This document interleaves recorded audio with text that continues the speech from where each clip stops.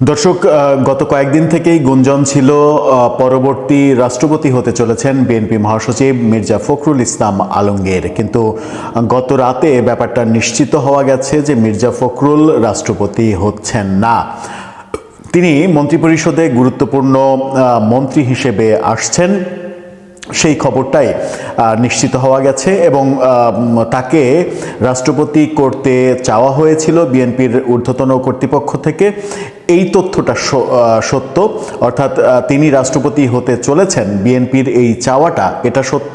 কিন্তু শেষ মুহূর্তে মির্জা ফখরুল ইসলাম আলমগীর রাষ্ট্রপতি নিজেই হতে চাননি। সুতরাং বিএনপিকে বিকল্প রাষ্ট্রপতি খুঁজতে হয়েছে এবং বিকল্প রাষ্ট্রপতি হিসেবে তারা যাকে পছন্দ করেছে বলে গণমাধ্যম আভাস দিচ্ছে, তিনি সাবেক বিএনপির আমলের সাবেক স্বাস্থ্যমন্ত্রী ডক্টর খন্দকার মোশাররফ হোসেন।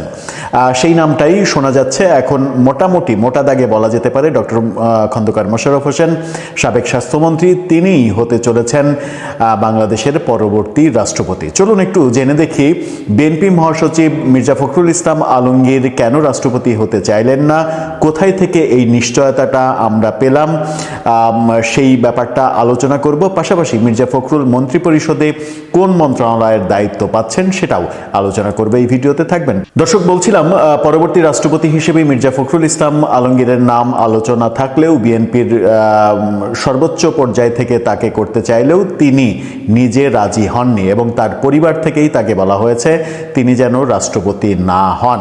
ব্যাপারটা নিশ্চিত করেছেন তার মির্জা ফখরুলের ভাই মির্জা ফয়সাল আমিন। মির্জা ফয়সাল আমিন তিনি গণমাধ্যমকে নিশ্চিত করেছেন। গত রাতে যুগান্তর এই তথ্যটা নিশ্চিত করেছে এবং ফয়সাল আমিন যেটা বলেছেন সেটা হচ্ছে যে দল এবং সুধী মহলে এ নিয়ে গুঞ্জন আছে, এটা সত্য। তবে বাস্তবতা হলো তিনি অর্থাৎ মির্জা ফখরুল নিজেই এই পদে আগ্রহী নন, এর কোনো সম্ভাবনাও আমি দেখছি না। অর্থাৎ মির্জা ফখরুল রাষ্ট্রপতি হওয়ার সম্ভাবনা তিনি দেখছেন না। মির্জা ফখরুলের পরিবারের এই সদস্য মনে করেন রাষ্ট্রপতির পদটি অত্যন্ত সম্মানীয় হলেও এটি মূলত একজন জননেতাকে সাধারণ মানুষ থেকে বিচ্ছিন্ন করে দেয়। অর্থাৎ রাষ্ট্রপতি তো চার দেয়ালে বন্দী থাকেন, জনগণ থেকে, রাজনীতি থেকে বিচ্ছিন্ন থাকেন এবং রাষ্ট্রপতি, বাংলাদেশের রাষ্ট্রপতি অনেকটা ঠুটো জগন্নাথের মতো। প্রধানমন্ত্রী যা বলবেন সেখানেই হ্যাঁ বলা, ইয়েস স্যার বলা, আর মানে খাতায় সই করা ছাড়া আদতে তার কোনো কাজ নেই। তিনি বলেন এই পদটি সরাসরি এলাকার উন্নয়নমূলক কাজ বা জনগণের সরাসরি সংস্পর্শে থাকার জন্য উপযোগী নয়। ব্যক্তিগতভাবে আমিও তাকে এই পদে দেখার বিষয়ের সঙ্গে একমত নই। মির্জা ফয়সাল আমিনের এমন বক্তব্যের পর ফখরুল ভক্তদের মাঝে কিছুটা হতাশা দেখা দিলেও রাজনৈতিক বিশ্লেষকরা এটিকে ভিন্নভাবে দেখছেন। তাদের মতে রাজপথের ত্যাগী নেতা হিসেবে মির্জা ফখরুল সম্ভবত জনগণের কাছাকাছি থেকে রাজনীতি করতেই বেশি স্বচ্ছন্দ বোধ করছেন। অর্থাৎ মির্জা ফয়সাল আমিন তিনি নিশ্চিত করছেন যে মির্জা ফখরুল রাষ্ট্রপতি হচ্ছে না। এই নিশ্চয়তা তিনি যখন দিচ্ছেন তখন আমরা বিভিন্ন সূত্র অনুযায়ী যে খবর পাচ্ছি তাতে ডক্টর খন্দকার মোশাররফ হোসেন হতে চলেছেন বাংলাদেশের পরবর্তী রাষ্ট্রপতি এবং বিএনপির তরফ থেকে মন্ত্রিপরিষদের যে লিস্ট বিভিন্ন দিকে ছড়িয়ে পড়ছে এবং আমরাও বিভিন্নভাবে জানার চেষ্টা করেছি, সেই লিস্টে ডক্টর খন্দকার মোশাররফ হোসেনের নাম নেই। মির্জা ফখরুল ইসলাম আলমগীর হতে চলেছেন পরবর্তী স্থানীয় সরকার মন্ত্রী। স্থানীয় সরকার দলের সাধারণ সম্পাদক সাধারণত স্থানীয় সরকার মন্ত্রণালয়ে তাকে দায়িত্ব দেওয়া হয়, সেই রেওয়াজটাকে মানা হচ্ছে। যদিও আমরা দেখেছি শেষ দিকে আওয়ামী লীগ তার সাধারণ সম্পাদককে সড়ক পরিবহন ও সেতু মন্ত্রী বানিয়েছিল। ডক্টর খন্দকার মোশাররফ হোসেন পরবর্তী রাষ্ট্রপতি হতে চলেছেন, এটা এখন মোটামুটি নিশ্চিত করে বলা যায়। আর মির্জা ফখরুল থাকছেন সরকারে, তিনি জনগণের মাঝে থেকেই রাজনীতি করতে চান এবং জনগণের কাতারে থাকতেই স্বাচ্ছন্দ্য বোধ করছেন, এটা তার পরিবারের পক্ষ থেকে নিশ্চিত করা হয়েছে। দর্শক, আপনি কিভাবে দেখছেন রাষ্ট্রপতি হিসেবে মির্জা ফখরুল নাকি ডক্টর খন্দকার মোশাররফ হোসেন, কোন চয়েসটা আপনি বেটার মনে করছেন? কিংবা ডক্টর খন্দকার মোশাররফ হোসেনের মতো সিনিয়র নেতা যদিও শারীরিকভাবে একটু ঝিমিয়ে পড়েছেন তিনি। 2001 থেকে 2006 ওই সময়ে স্বাস্থ্যমন্ত্রী থাকার সময়ে যেমন তার শারীরিক মানে শক্তি ছিল, অনেকটা জোয়ান ছিলেন, সেই অবস্থা তার নেই। এবং সেই অবস্থা না থাকার কারণে একটা মন্ত্রণালয় চালানোর মতো ধকল তার পক্ষে নেওয়া সম্ভব না হওয়ার কারণেই হয়তো তাকে বেছে নেওয়া হচ্ছে রাষ্ট্রপতির পদে, যে পদে মূলত চার দেয়ালে বন্দী থাকা আর রাষ্ট্রের সর্বোচ্চ সম্মানিত ব্যক্তি হিসেবে বিবেচিত হওয়া ছাড়া আদতে ফিজিক্যালি কোনো কাজ নেই। বিএনপি তাদের নির্বাচনী ইশতেহারে উল্লেখ করেছিল তারা নির্বাচনে জয়লাভ করলে জুলাই সনদ বাস্তবায়ন করবে। এই দলটি নির্বাচনে জয়লাভ করেছে এবং 2/3 মেজরিটি নিয়ে সরকার গঠন করতে যাচ্ছে।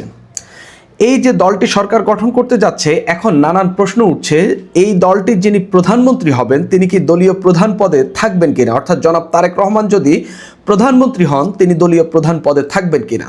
পাশাপাশি প্রধানমন্ত্রীর মেয়াদ কতদিন হবে, আর উচ্চকক্ষ যে গঠিত হবে সেই উচ্চকক্ষ কিভাবে গঠিত হবে, এই সদস্যদের কিভাবে নির্বাচিত করা হবে, সেটা কি ভোটের আনুপাতিক হারে নাকি সেটা যে যতগুলো আসন পেয়েছে তার অনুপাতে পাবে, সেটা নিয়ে তর্ক বিতর্ক চলছে। আমি তারেক রহমান যদি প্রধানমন্ত্রী হন তিনি দলীয় প্রধান পদে থাকবেন কিনা, সংসদীয় নেতা হবেন কিনা, সেটা নিয়ে আমি আলাপ একেবারে শেষ করব। আগে আমি উচ্চকক্ষ এবং প্রধানমন্ত্রীর মেয়াদ নিয়ে একটু আলাপ করি। দেখেন, প্রধানমন্ত্রীর মেয়াদ বিএনপি স্পষ্টত তাদের 31 দফায় উল্লেখ রয়েছে প্রধানমন্ত্রীর মেয়াদ তারা সীমিত করবে, সেটা 10 বছর হবে। বিএনপি যে ইশতিহার দিয়েছে সেই ইশতিহারেও তারা প্রধানমন্ত্রীর মেয়াদ 10 বছরের কথা উল্লেখ করেছে। অর্থাৎ এই ক্ষেত্রে বিএনপি এই যে প্রধানমন্ত্রীর মেয়াদ যে 10 বছর হবে এতে আর কোনো সন্দেহ নাই এবং এটাই বাস্তবায়ন হতে যাচ্ছে। অর্থাৎ তারেক রহমান যদি এবার প্রধানমন্ত্রী হন, এর পরের নির্বাচনে কিংবা এর পরের বার কোনো এক নির্বাচনে যদি বিএনপি জয়লাভ করে তিনি সর্বোচ্চ আর একবার প্রধানমন্ত্রী হইতে পারবেন। অর্থাৎ এটা নিয়ে বিতর্ক শেষ। এখন আসি, উচ্চকক্ষ কি পিআর হবে নাকি উচ্চকক্ষে আসন অনুপাতে উচ্চকক্ষ সদস্য নির্বাচিত হবে। দেখেন, গণভোট যেটার ভিত্তিতে হয়েছে, আপনি গণভোটের যদি প্রশ্নটা দেখেন সেখানে 2 নম্বর প্রশ্ন যদি দেখেন, আগামী সংসদ হবে 2 কক্ষ বিশিষ্ট। জাতীয় সংসদ নির্বাচনে দলগুলোর প্রাপ্ত ভোটের অনুপাতে, আপনি আবার শুনুন, দলগুলোর প্রাপ্ত ভোটের অনুপাতে 100 জন সদস্য বিশিষ্ট উচ্চকক্ষ গঠিত হবে। সংবিধান সংশোধন করতে হলে উচ্চকক্ষের সংখ্যাগরিষ্ঠ সদস্যদের অনুমোদন দরকার হবে।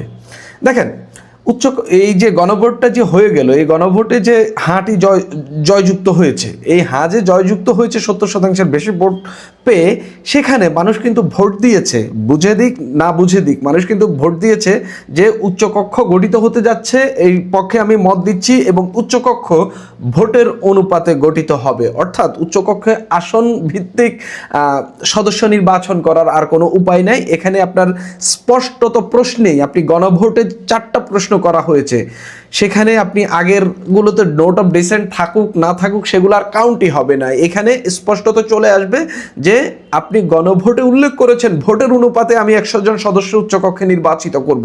অর্থাৎ উচ্চকক্ষে ভোটের অনুপাতেই হবে, আসন ভিত্তিক কোনো অনুপাতে হচ্ছে না। অর্থাৎ জামাত জোট যে শতাংশ ভোট পেয়েছে অর্থাৎ 40%-এর বেশি এবং বিএনপি যে ভোট পেয়েছে 50%-এর বেশি, তারা সেই ভোটের অনুপাতেই তারা উচ্চকক্ষে সদস্য পাবে। এটা মোটামুটি ক্লিয়ার। এখন কথা হলো, প্রধানমন্ত্রী কি একাধিক পদে থাকতে পারবেন কিনা। দেখেন, বিএনপি বলেছে জুলাই সনদ বাস্তবায়ন করবে, বিএনপি বলেনি প্রধানমন্ত্রী একাধিক পদে থাকবে না কিংবা তারা রাখবে না। এটা কিন্তু তাদের নির্বাচনী ইশতিহার কিংবা তাদের 31 দফা, বিএনপি কিন্তু তাদের নির্বাচনী ইশতিহারে কিন্তু 31 দফার কথাও উল্লেখ করেছে, তারা সেটা বাস্তবায়ন করবে। সেই 31 দফা এবং নির্বাচনী ইশতিহার কোনোটাতেই কিন্তু তারা বলেনি প্রধানমন্ত্রী একই সঙ্গে দলের প্রধান হতে পারবেন না এবং প্রধানমন্ত্রী একই সঙ্গে সংসদীয় দল নেতা হতে পারবেন না। অর্থাৎ তাদের যে জুলাই সনদ যেহেতু তারা বাস্তবায়ন করবে বলছে, এখন কথা হলো জুলাই সনদে কি লেখা আছে, যে জুলাই সনদ যদি বাস্তবায়ন করতে যায় সেক্ষেত্রে কি তারেক রহমান যদি প্রধানমন্ত্রী হন তাহলে কি তিনি দলীয় প্রধান পদে থাকতে পারবেন কিনা, সেই প্রশ্ন কিন্তু ঘুরপাক খাচ্ছে। দেখেন, প্রধানমন্ত্রী যে আপনি জুলাই সনদের 15 নম্বর অনুচ্ছেদ যদি দেখেন, প্রধানমন্ত্রী একাধিক পদে থাকার বিধান, সংবিধানে এরূপ যুক্ত করা হবে যে প্রধানমন্ত্রী পদে আসীন ব্যক্তি একই সঙ্গে দলীয় প্রধানের পদে অধিষ্ঠিত থাকবেন না। এখানে অনেকগুলো দল একমত হয়েছে এবং তারা বলছে যে হ্যাঁ, এটা ঠিক আছে। 4টি রাজনৈতিক দল ও জোটের নোট অফ ডিসেন্ট ছিল। এর মধ্যে এক নম্বরের দল হইল এই 12 দলীয় জোট এবং আরেকটি দল হইল বিএনপি, অর্থাৎ আরও দুটি দল আছে, কিন্তু প্রধানতম যে 12 দলীয় জোটের পক্ষ থেকে এবং বিএনপির পক্ষ থেকে এখানে নোট অফ ডিসেন্ট দেওয়া হয়েছে। তবে নোট অফ ডিসেন্টে এখানে জুলাই সনদ যেভাবে বাস্তবায়নের কথা বলা হচ্ছে, নোটে লেখা আছে যে অবশ্য কোনো রাজনৈতিক দল বা জোট তাদের নির্বাচনী ইশতেহারে উল্লেখপূর্বক জনগণের ম্যান্ডেট লাভ করে থাকে তাহলে তারা সেই মতে ব্যবস্থা গ্রহণ করতে পারবে। অর্থাৎ বিএনপি কিন্তু উল্লেখ করেনি তারা প্রধানমন্ত্রীর এই যে একই সঙ্গে দলীয় প্রধান কিংবা হচ্ছে সরকার প্রধান অর্থাৎ প্রধানমন্ত্রী হওয়ার বিধান থাকবে কিনা বা রাখবে কিনা বা রাখা হবে, এরকম কোনো কিছুই কিন্তু তাদের নির্বাচনী ইশতেহারে উল্লেখ করেনি। তারা কিন্তু বলেছে জুলাই সনদ বাস্তবায়ন করবে।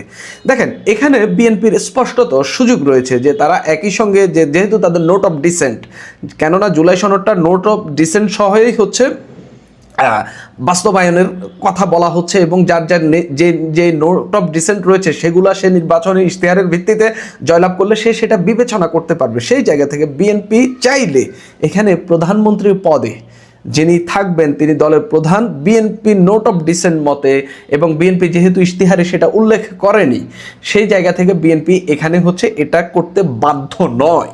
তবে বিএনপির নৈতিক জায়গা থেকে যেহেতু তারা বলেছে জুলাই সনদ তারা বাস্তবায়ন করবে, অর্থাৎ নোট অফ ডিসেন্ট থাকলেও যদি অধিকাংশ দল যেহেতু চাচ্ছে প্রধানমন্ত্রীর এই ক্ষমতাটা সীমিত করা হোক, তিনি একই সঙ্গে দলের প্রধান, একই সঙ্গে তিনি প্রধানমন্ত্রীর থাকাটা আসলে অনেকেই বলছেন যে এটাই আসলে সর্বময় ক্ষমতার অধিকারী করে ফেলে একজন ব্যক্তিকে, সেই জায়গা থেকে অনেকেই চান যে এটা যেন তিনি দলের প্রধান এবং হচ্ছে একই সঙ্গে প্রধানমন্ত্রী থাকতে না চান আর কি। এখন দেখেন বিএনপি যে বিএনপির এই পথটা রয়েছে যে বিএনপি চাইলে এটা স্কিপ করতে পারে বা হচ্ছে এখানে তর্ক বিতর্ক করেও বিএনপি হচ্ছে এই জায়গায় উইন করতে পারে যে ভাই আমার তো এখানে নোট অফ ডিসেন্ট ছিল। আপনি যদি দেখেন একজন আইনজীবী বিবিসি বাংলাকে বলছেন, তার নাম জাহিদ ইকবাল, তিনি বলছেন যে হচ্ছে সংস্কার বাস্তবায়ন আদেশেই বলা হয়েছে যে রাজনৈতিক দল বিজয় লাভ করবে তার ইশতেহার অনুযায়ী সুবিধা মতো সিদ্ধান্ত নিতে পারবে, যে কারণে বিএনপি যেগুলোতে নোট অফ ডিসেন্ট ছিল সেগুলো তারা বাস্তবায়ন করতে বাধ্য নয়, যেগুলো তারা ইশতেহারও উল্লেখ করেছে। অর্থাৎ বিএনপি এই যে এই জিনিসটা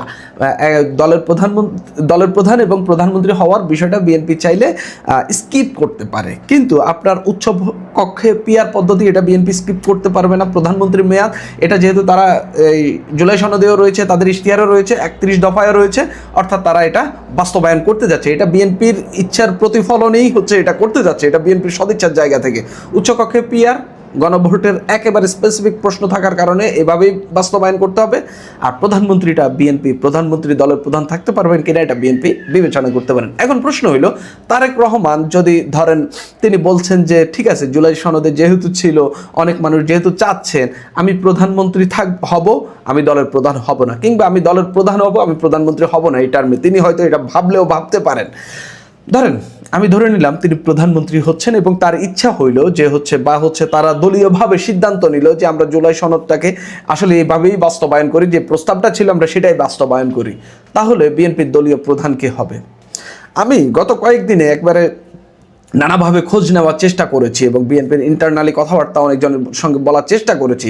আসলে বিএনপি খুব অল্প কিছু মানুষকে নিয়ে গত কিছুদিন বৈঠক করছে, একেবারে মন্ত্রিসভা গঠন বলেন, রাষ্ট্রপতি কে হবেন, এইসব নিয়ে বিএনপি খুব একেবারে লিমিটেড মানুষ, তাদের একেবারে শীর্ষ পর্যায়ের নেতাদের, স্থায়ী কমিটির সদস্য, গুরুত্বপূর্ণ রোল প্লে যারা করেন তাদের ছাড়া আর কারোর সঙ্গে খুব বেশি আহামরি তারা হচ্ছে কানেক্টেড থাকছেন না এবং স্পেশালি সাংবাদিকদের সঙ্গেও তারা খুব বেশি যোগাযোগ করছেন না এবং তথ্য খুব আহামরি দিচ্ছেন না, কেননা তারা মন্ত্রিসভা গঠন এবং তাদের অন্যান্য যে পদগুলোতে লোক অ্যাপয়েন্ট করতে হবে বা হচ্ছে সেগুলোর জন্য ক্যান্ডিডেট নির্বাচিত করতে হবে সেগুলো নিয়ে তারা ব্যাপক ব্যস্ত রয়েছেন। এর ফাঁকে ফাঁকে দেখলাম তারেক রহমান নাহিদ ইসলামের বাসায় যাচ্ছেন, জামাত আমিরের বাসায় যাচ্ছেন, ইসলামী আন্দোলনের আমিরের বাসায় যাচ্ছেন, অর্থাৎ চরমভাবে ব্যস্ত যে তারা আসলে সাংবাদিকদের সঙ্গে কথা বলবে সেই ফুরসত তাদের আসলে নাই। তো সেই জায়গা থেকে আমি তারপরেও ইন্টারনালি কথা বলে যেটা আন্ডারস্ট্যান্ড করতে পেরেছি, যদি তারেক রহমান বা বিএনপি যদি এভাবে সিদ্ধান্ত নেয় তারেক রহমান প্রধানমন্ত্রী হবেন এবং দলের প্রধান অন্য কেউ হবেন, সেটা সম্ভবত মির্জা ফখরুল ইসলাম আলমগীরকেই বিএনপি হচ্ছে বাছাইয়ের তালিকা রেখেছে। কেননা বিএনপি এতদিন ধরে যে ইন্টারনাল তথ্য ছিল বা যে ধারণা ছিল সেই ধারণাটি হলো মির্জা ফখরুল ইসলাম আলমগীর রাষ্ট্রপতি হওয়ার দৌড়ে সবচেয়ে বেশি এগিয়ে রয়েছেন। বিএনপি যে ক্যান্ডিডেট হওয়ার কথা এবং বিএনপি ক্যান্ডিডেট চুজ করলেই উনি রাষ্ট্রপতি হবেন, কেননা সংসদের 2/3 মেজরিটি তাদের, উচ্চকক্ষে মেজরিটি তাদের, এবং সেখান থেকে আপনি যে ভোটটা হবে, গোপন ভোটের কথা বলা হয়েছে, যে ভোটের মধ্য দিয়ে রাষ্ট্রপতি নির্বাচন হবে, বিএনপির মেজরিটি সব জায়গায়। তো সেই জায়গা থেকে বিএনপি আসলে কোনো কিছু পাশ করতে চাইলে, কাউকে তাদের দলীয় কাউকে রাষ্ট্রপতি করতে চাইলে বিএনপি এটা অনায়াসে পাশ করিয়ে নিয়ে আসতে পারবে, সেই ক্ষমতা বিএনপির এখন রয়েছে। সেই জায়গা থেকে মির্জা ফখরুল ইসলামকে রাষ্ট্রপতির ক্যান্ডিডেট ভাবা হচ্ছিল এতদিন, তবে হঠাৎ করে আজকে প্রথম আলো একটা রিপোর্ট করলো এখানে খন্দকার মোশাররফকে নাকি রাষ্ট্রপতি পদের জন্য ভাবা হচ্ছে। আমি গতকাল আরেকটি সোর্সের মাধ্যমেও এটা জানতে পেরেছি, যে শুনতে পেরেছি যে হচ্ছে এই খন্দকার মোশাররফকে নাকি রাষ্ট্রপতির পদের জন্য এখন বিশেষভাবে ভাবা হচ্ছে। এর বাইরে নজরুল ইসলাম খানকেও ভাবা হচ্ছে। তাহলে মির্জা ফখরুল ইসলাম আলমগীরকে কি করবে? তাকে কি প্রধানমন্ত্রী যদি তারেক রহমান হন, তিনি কি দলের দায়িত্ব নিতে যাচ্ছেন? সেরকমটা হলেও হতে পারে, এবং আমার কাছে মনে হচ্ছে বিএনপি এরকম কিছু ভাবলেও ভাবতে পারে যে হচ্ছে তারা দলীয় প্রধান এবং প্রধানমন্ত্রী একজন সম্ভবত থাকবেন না, যেহেতু একটা জুলাই আকাঙ্ক্ষাও এরকম ছিল। বিএনপি সম্ভবত এটা বিবেচনা করছে। তবে বিএনপির সামনে এখনও 180 দিন সময় রয়েছে, কারণ জুলাই সনদ তাকে এখনও বাস্তবায়ন করতে হচ্ছে না। এই সংসদ সদস্যরা শপথ নেবেন, এর মধ্য দিয়ে পরবর্তীতে আরেকটা শপথ হবে, যারা গণপরিষদের সদস্য হিসাবে শপথ নেবেন। অর্থাৎ এই গণপরিষদ কাজ করবে 6 মাস, এবং তারা হচ্ছে 6 মাস পরে এটা অনুমোদন করবে। ততদিন পর্যন্ত বিএনপির হাতে সময় রয়েছে। ততদিন পর্যন্ত তারেক রহমান দলীয় প্রধানমন্ত্রী থাকতে পারবেন, কোনো অসুবিধা হবে না, বিতর্ক হবে না, কেননা জুলাই সনদ তো আর এখনই বাস্তবায়ন হচ্ছে না। তবে বিএনপি প্রধানমন্ত্রীর বিষয়টা বিবেচনা করবে বলে আমার কাছে মনে হচ্ছে, এবং যদি তারেক রহমান যদি প্রধানমন্ত্রী হন, তিনি দলীয় প্রধানের পদটি ছাড়তেও একেবারে বাধ্য নয়, সেটা আইনগতভাবেও তিনি আসলে বাধ্য নয়, যেহেতু সেখানে তাদের নোট অফ ডিসেন্ট ছিল। যদি তিনি বলেন যে হচ্ছে আমরা ছেড়ে দিব, তাহলে সেই ক্ষেত্রে মির্জা ফখরুল ইসলাম আলমগীর কিংবা সালাউদ্দিন আহমেদের চান্স সবচেয়ে বেশি দলের চেয়ারম্যানের দায়িত্ব নেওয়ার।